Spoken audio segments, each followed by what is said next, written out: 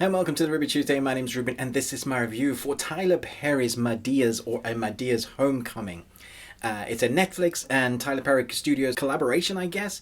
And if you've seen Tyler Perry movies or any of the Madea movies, you kind of know what you're in for. But if you don't, and you've come into this fresh, you may be thinking, what the hell am I watching? Let's jump into it. Non-spoilers, but I think this is going to split fans, I guess.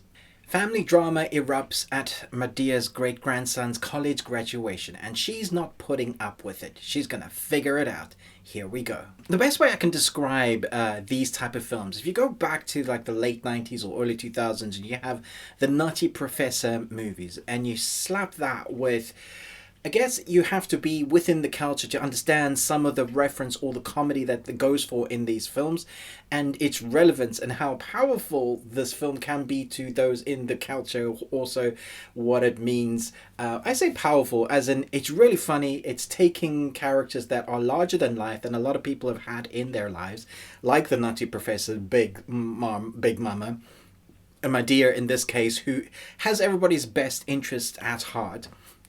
And that is the case here. However, there's a little bit of chaos, I guess, homegrown this time around. And this time around, she's going to sort out all the things. Everything's just going to go wrong. She's going to start poking and prodding with a little bit of intimidation, a little bit of violence, and really some jokes that will hit and you probably will laugh loads if you like this type of film.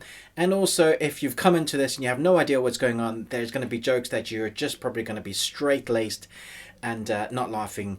And for me, for one, found that the beginning didn't really work. I didn't understand what they were going for. There's incest jokes, there's people burning on fire, and it just didn't land. However, if you give it some more time, you start hearing the story unfolding, understanding the cultural references, understanding where the comedy is coming from, and then some of it starts to become more entertaining.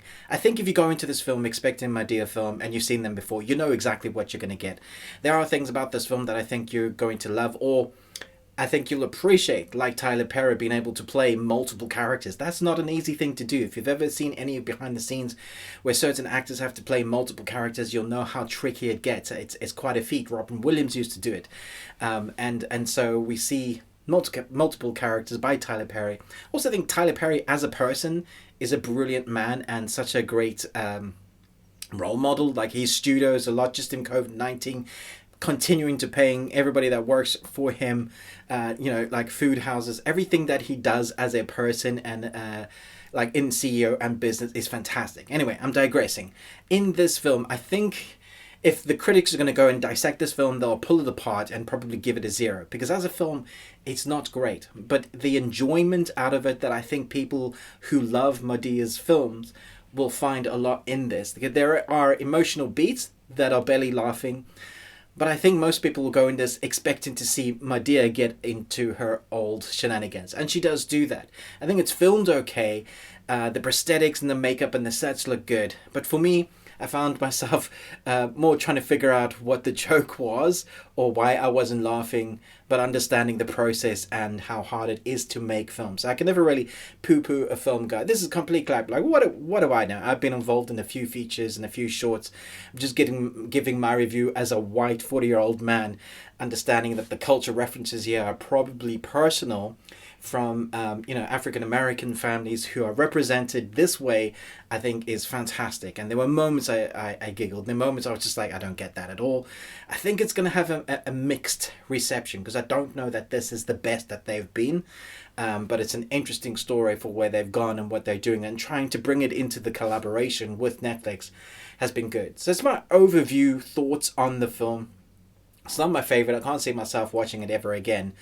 But I understand the culture reference and how much it means to people. I know loads of my friends who have watched it and just crack up and belly laugh every time there's a new Madea film. They're like, you got to watch this. This is so funny. And some of the times I agree with them. Some parts are funny, but the others I'm just standing there amazed going, how is this funny to you? So I'm not even going to rate this film because I don't think I'm the right demographic, or maybe I'm just a grumpy old white man.